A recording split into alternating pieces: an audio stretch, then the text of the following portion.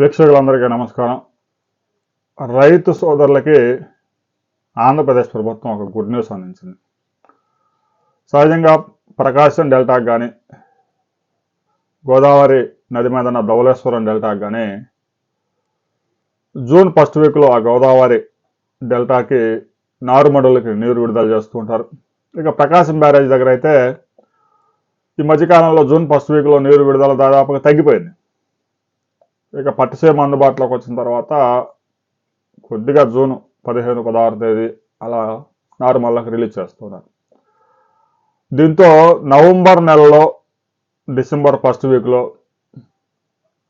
November 3వ వారం, 4వ వారం, డిసెంబర్ ఫస్ట్ వీక్ ఈ సమయాల్లో ఈ యొక్క ప్యాడీ హార్వెస్టింగ్స్ వస్తూ ఉన్నాయి. నవంబర్ అంటేనే తుఫాన్ల మాసం.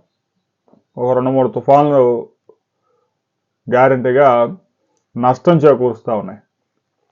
పెనుగాలులు వేసి వరి పంట పడిపోతే తుఫాను వచ్చి బీభత్సం చేసినంత నష్టం అయిపోద్ది.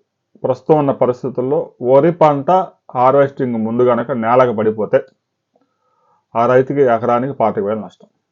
గంటలు చేయాల్సిన హార్వెస్టింగ్ 3 గంటలు పట్టిద్ది.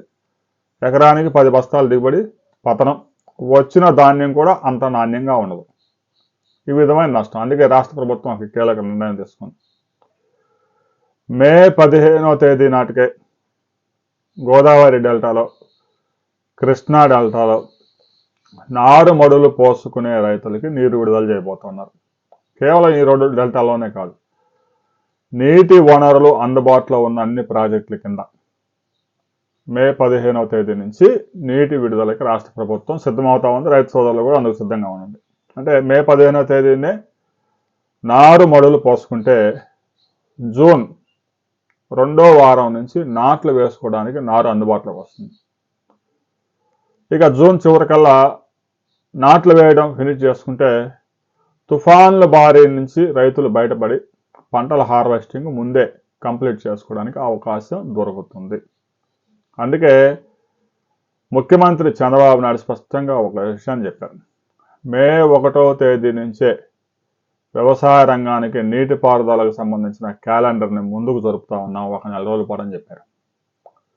చాలా ప్రయోజనం ఉంది. గతంలో మేధావులు, శాస్త్రవేత్తలు అంతా చెప్పారు జూన్ 1వ తేదీ కనీసం నార్మల్లోకి నీళ్ళు ఇవ్వండి అని చెప్పేసి.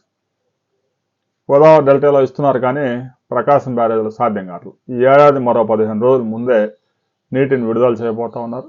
నారుమడులు పోసుకుంటే సరిపోతుంది రైతులు. ఇక అలాగూ జూన్లో నాట్లు వేసుకుంటారు కాబట్టి రైతు సోదరులు మీ యొక్క అనుభవాన్ని రంగరించి నీటి విడుదల ఎప్పుడు రిలీజ్ చేస్తే బాగుంటుంది అనే విషయాన్ని కూడా కామెంట్ చేయండి. నీరు విడుదల చేసిన ఒక వారం రోజుల్లో అన్ని ప్రాంతాలకి నీరు చేరుతుంది కాబట్టి ఆ నీరు విడుదల కూడా నార్మల్కే కాబట్టి కాలువ సామర్థ్యంలో ఒక 15%, 20% నీటి విడుదల చేస్తే సరిపోతుంది. సపోజ్ ఒక 8,000 క్యూసెక్కుల కెపాసిటీ ఉన్న కాలువలో ముందుగా ఒక 500 క్యూసెక్కులు రిలీజ్ చేసి దాన్ని ఒక 1000 క్యూసెక్కుల దాకా పెంచుకుంటూ వెళ్తారు. ఇంకంతే, నార్మల్కే కాబట్టి. కొంతమంది రైతులు బోర్లు కూడా ఉన్నాయి కాబట్టి బోర్ల కింద కూడా నారుమడులు సాగు చేసుకోవచ్చు.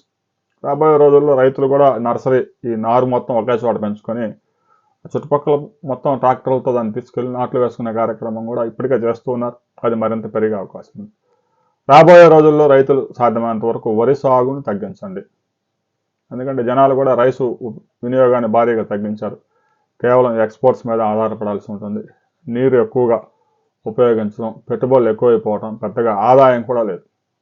అందుకే అనంతపురం రైతుల మాదిరి కోస్తా రైతులు కూడా ఆలోచించాల్సిన అవసరం ఉంది. డెల్టా రంగానే వరి పంట 2వ పంటగా ఈ మధ్యకాలంలో అయితే పూర్తిగా మారిపోయింది. గోదావరి డెల్టాలో అది కూడా జరగడం లేదు. సన్న రకాలు సాగు చేయండి. వరిధాన్యం సాగు ఎలాగూ ఒకసారి మానేయటం సాధ్యం కాదు కాబట్టి దొడ్డు రకాలు, దాన్ని ఇక ప్రభుత్వం కొనుగోలు చేయడం తప్ప వేరే మార్కెట్ లేదు. సన్నాలు సాగు చేయండి, మంచి ధర పొందండి. నీటి విడుదలకు సంబంధించి ప్రభుత్వం తీసుకున్న నిర్ణయంపై ప్రతి రైతు మీ యొక్క అభిప్రాయాలను కామెంట్ చేయండి.